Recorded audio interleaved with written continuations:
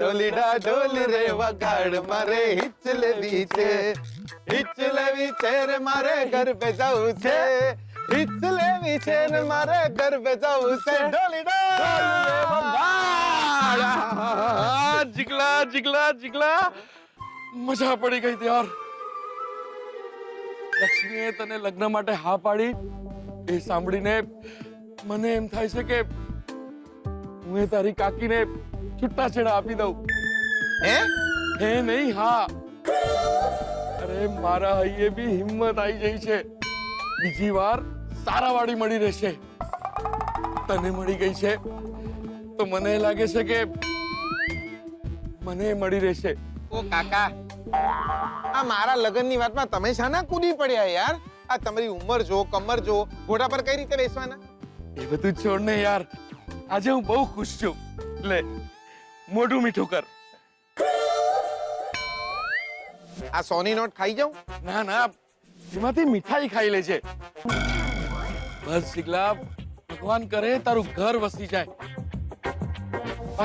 બાકી તારી ઉંમરના વાંઢાઓ તો 2-4 ઘર ભાંગી નાખતા હોય છે ભગવાન કરે ને જજ સાહેબ પાણીમાંથી પોરા ન કાઢે તો સારું શોધન અને લક્ષ્મીના છૂટાછેડા થઈ જાય પણ કાકા શોધન અને લક્ષ્મીના છૂટાછેડા તો થઈ ગયા છે શોધન અને લક્ષ્મી જજ સાહેબ સામે હાજર થયા હતા અરે એમના ડિવોર્સનું સર્ટિફિકેટ આવવાનું બાકી છે દેવર કાકા તમારી સાસુનું શાક દાજે તમે શું બોલી રહ્યા છો આ કયો નવો બોમ્બ ફોડી રહ્યા છો યાર અરે બોમ્બ તો જજ સાહેબ ફોડી શકે છે એક મિનિટ કાકા મને હાર્ટ એટેક આવી જશે હે દેર અરે કાકા શું બોલો છો એનું ભાન છે તમને દેર તમે તો કહ્યું હતું કે શોધન અને લક્ષ્મીના છૂટાછેડા થઈ ગયા છે હા પણ ઘણા કેસમાં એવું થાય કે જજ સાહેબ કેસને રીકન્સિડર કરે અને પતિ પત્ની વચ્ચે સુલેહ કરવાનું સૂચન પણ આપી શકે દેર હિટ મારીને માથું ફોડી નાખીશો તમારું તમે શું યાર હમણાં ઉલડીને ગરબા શેના ગાઈ રહ્યા હતા તો એટલે મારો મેળ નહીં પડે એટલે વકીલ કાકા તમે જેમ કહો છો એમ સાચે જ શોધન અને લક્ષ્મીના છૂટાછેડા અટકી શકે એમ છે હા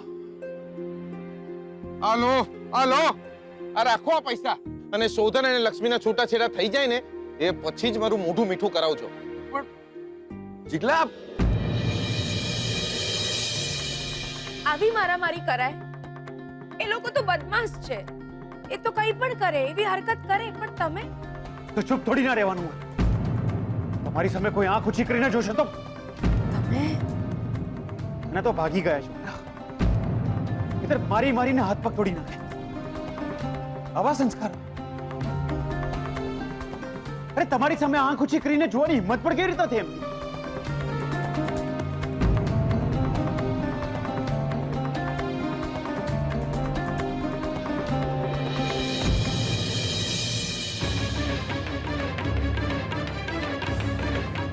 એક દિવસ મારે જવું પડશે તમારાથી દૂર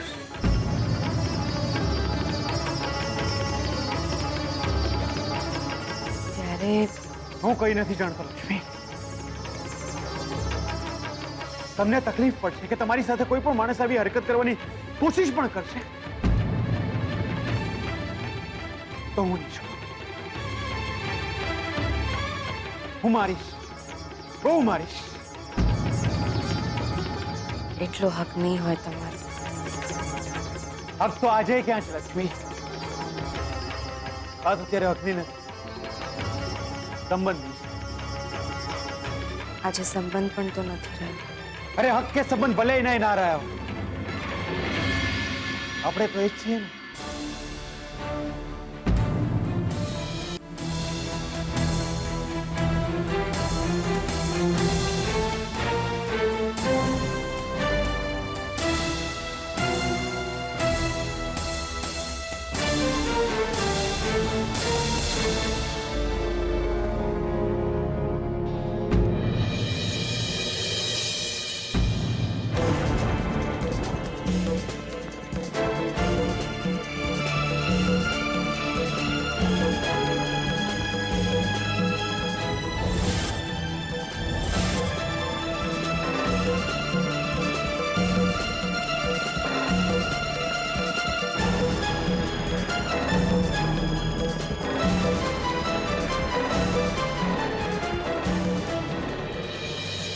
એ એમના હાથમાં વાગ્યું હતું તો સમજ્યા હવે બકા?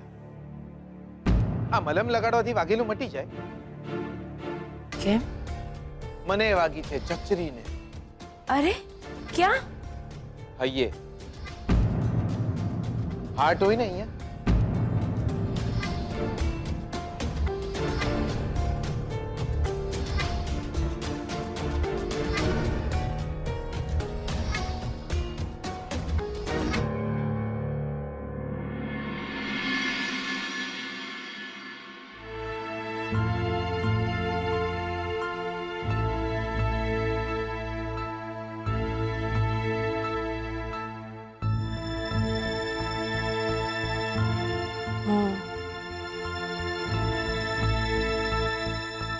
હું આજે શ્રુતિબેનને મળવા ગઈ હતી એમના ઘરે.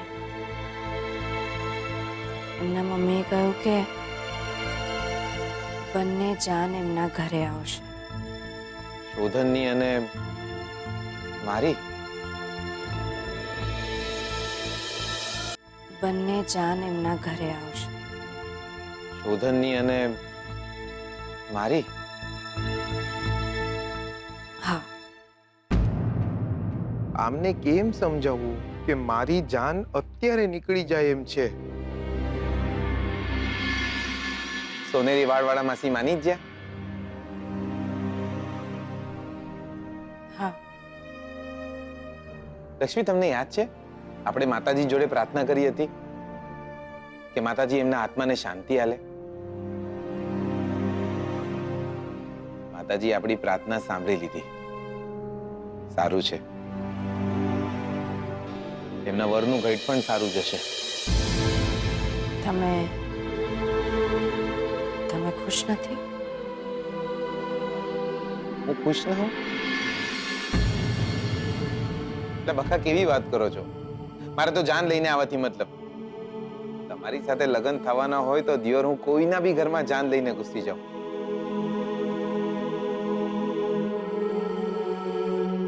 પણ લગ્ન થાય તો ને. તમને મારે લીધે ખોટું લાગ્યું છે ને? મેલો ને યાર. એમને હાથમાં વાગ્યું હતું ને એટલા માટે મને એટલે કે થાય હવે બકા. તમારા લગ્ન થયા હતા શોધન જોડે તો તમને એની ચિંતા થાય જ ને.